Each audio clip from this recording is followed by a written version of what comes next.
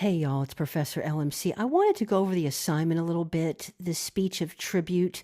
It's a ceremonial speech, or often called a special occasion speech, and it's much different than what we've done in the past in this class. We have focused quite a bit on public policy types of speaking, whether it's informative or persuasive. And we've really focused a lot on research for public policy. So, for example, we're very concerned with the credentials of our sources and the dates of our sources. And these sorts of speeches, we're really more concerned about building community, honoring the occasion, honoring the person or the event. So the sorts of evidence that you'll be using in this presentation is more like, a quote from a famous author, or maybe some sort of, whatever your culture is. Maybe there's a famous quote from a religious text in your particular culture that you would want to cite, versus citing the author's name, the author's credentials, the publication, what the publication is about, and then the date. So let's go ahead and kind of start off at the top here. As usual, I've got the everything hyperlinked for you. And there's two different there's actually multiple. You've got all of this whole section of organizational patterns. And then I also had a separate section for the speech of tribute. And then there's the point value deductions and so forth. Let me just kind of go, because it's going to change per class. Actually, let me just move this down. You guys know how I'm all about the page breaks. So, whoops. And look at that. It's a false heading. I know it was fine before, but as soon as I moved it, so now, yeah. And then this here, normal text. Okay. Okay. So this assignment is going to celebrate individuals or groups, places, institutions, ideas, even a monument or events. There's been, if you go in your city, sometimes they install a statue in your community. That would be an idea of maybe a monument. The speaker's role is to highlight the significance of the occasion, and oftentimes your goal is to express the beliefs and values of the attendees. Unlike public policy, where you may have a different perspective than, let's say, the city council or other people, maybe on a panel discussion, you each have a different opinion or a different focus on the topic. In this instance, we're really trying to do what some of the rhetorical scholars call shaping and sharing. So I've got some different resources for you here, and this one is actually a textbook chapter that I wrote for a business communication textbook, and it's redundant in some of the organizational patterns I provide below. The backstory in your mind is that you're wanting to highlight the occasion, express those sentiments or values of your audience, and then also inspire the audience. Now, you can create a fictitious award or a fictitious situation, or in some instances, I have students who are about to give a wedding toast, and they'll literally practice for our class the actual wedding toast that they're planning to deliver at the event.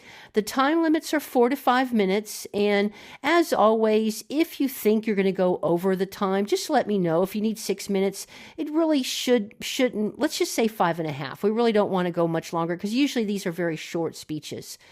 Once again, we're going to be doing colleague critique, and we'll create a Padlet before the class starts for everybody to put their critiques on that Padlet, and then we'll just drop in the link in the Zoom chat. Make sure that you read this section, because you're really wanting to focus on the event. Sometimes it's a situation where it's a solemn occasion. Sometimes people will deliver a eulogy, and it's a very solemn occasion. In fact, one of my favorite speeches delivered for this assignment was a student who gave a eulogy for the earth.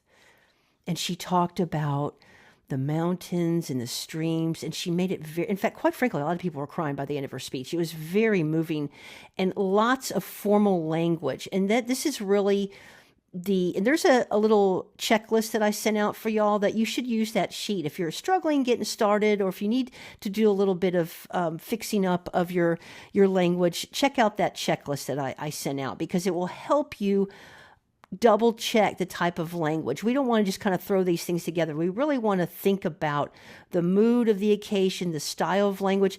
This is one of those where you're going to use, versus data, you're going to use similes and metaphors, very vivid depictions of the person or qualities of the person. So we're kind of shifting gears, but quite frankly, most people in their life will end up giving one of these speeches, whether it's accepting an award or delivering an award, or maybe it's a eulogy or a wedding toast. And then these are, let me just fix this here, this space here. These are all, you see guys why it's so important to practice your speeches? There we go. Whoops, it's still kind of off. Let's see if we can fix that. Oh well. So I'll fix it later. So let me just try it one more time, y'all. You guys know how I am about the spacing. Let's just go format. Y'all know about this trick, clear formatting? Ah, there's the problem. Okay, there we go. Now it looks like it may be fixed. There we go. I think. We'll see. All right. Times New Roman. Okay, there we go. Still looks a little bit off to me, but it is what it is. So these are some of the different organizational patterns that you can use. Now, please keep in mind, the reason why I'm making this video is y'all have worked with topical organizational patterns in the Monroe organizational pattern. This is more like the Monroe. So whereas a topical organization, we've got the attention getter, the statement of credibility, the pointing, and the preview, right? We're motivating an audience to listen, then the preview, the main points. And then so you're not going to have that in this speech. This entire thing here is your outline. So literally you're going to have one section, greet the audience, and have that in bold, label that section. And then the second section is reference to the occasion. So you're going to follow these to the T, just like you did for the Monroe motivated sequence organizational pattern. Now here's the deal. The difference with this one is that, and y'all know all semester we've been talking about less paragraphs, more bullets. This is a manuscript speech. It's usually something that someone would have on a teleprompter, and they're following along on the teleprompter. You will not have bullets in this speech. Now, do you want to maybe bold or highlight or change the font size? I say go for it. But this is not one where you're going to have your whole section here on greeting the audience, and it's going to be in a paragraph. It's driving me crazy that we have to do it this way, but that by virtue is the operational definition of a manuscript speech. It's not in bullets. Quite frankly, if I was giving one of these speeches, I would have each section labeled and I would have it in bullets, but that's how I roll. So, and it's aligned with what I've been teaching you, because the brain likes to skim and use bullets to do that. But if you're using a manuscript paired to a teleprompter, it's probably more realistic that you would want paragraphs. Otherwise, you're going to go off script. The bullets are going to actually throw you off. So so these are the different organizational patterns in this section, okay? And then I went ahead and I pulled some older ones that I had made when I was a new professor using some of the famous rhetorical theorists. And so this is the speech of tribute. And I kind of give you an overview here. And then these are each of the sections. You've got the biographical section, the obstacles. So a lot of times I get these really cool speeches about, one time, I'm going to tell you this story. One time I had a student come up to me. He was a dual credit student. He was crying. He said, "I'm so glad that you had us do this speech assignment. I got to know all about my grandfather and all of his struggles crossing the border and his whole life from when he was a kid to now. And I didn't know any of this." And that was definitely aligned with going through the obstacle section. Or I have a lot of students who want to give a speech of tribute to their mom or their dad. And so they say, "I never knew, all the struggles that my parents went through." And so that is a very powerful section here. So this is, once again, it's a 4-part speech, and each of these is labeled. And then you're going to want to kind of label these, okay? Make sure you have these in there. And then here are the point value deductions. And then I've created a rubric for you to kind of take a look at. I did not want to sit and read this assignment to you. I just wanted to make it really abundantly clear that the types of evidence, and it's on that checklist that I provided you guys, is much different than what you've been trained for the public policy speeches in this class. So make sure you follow the process, though. I just want to highlight that, the turning in process. And so this is for my Saturday class. You're going to create a Google Drive file folder. I really don't care what you call it. This is one of those kind of open-ended things for you to come up with a professional label. Then you're going to select 2 ceremonial speeches from YouTube, and you're going to write a half a page for each of those videos, a reaction. Or you can do a reaction video. Some of us love these reaction videos, and so if you want to do a reaction video, go for it.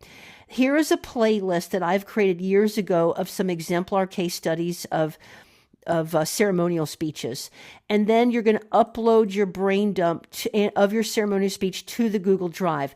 The deadline for this Saturday class is midnight on May 2nd. Make sure you meet that deadline. And I can tell if you met the deadline by the timestamps on the Google Drive, okay? And then this is my Saturday class for spring of 2026.